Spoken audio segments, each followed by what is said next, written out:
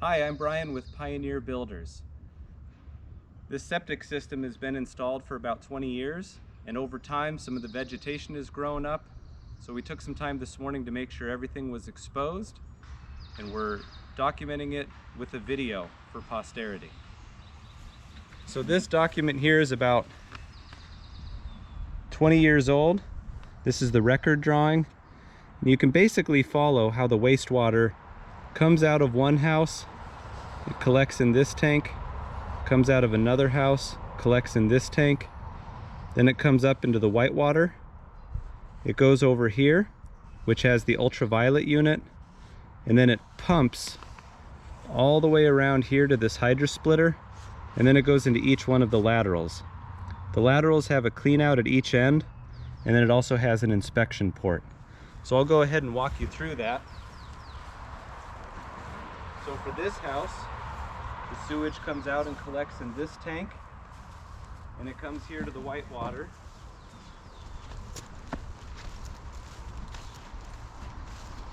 Another discharge from that house comes into this tank and comes in and collects into the whitewater. In here is where the UV unit is, and there's the control panels up on the house there. And then here's the pump, so there's electrical in here as well. Then it shoots uphill here.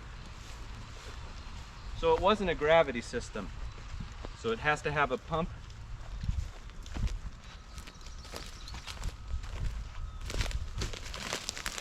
And here you can see the main line coming up from there, and this has been damaged, so that's going to need to be repaired.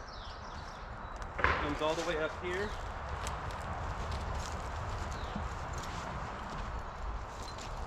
And it hits this hydro splitter.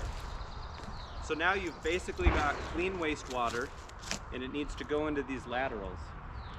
So what we did is we set up stakes at each end of the laterals so we could easily visually see where everything's at.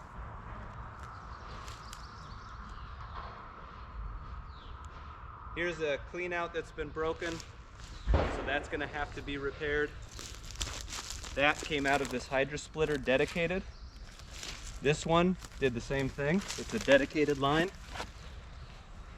For these ones, it basically daisy chains.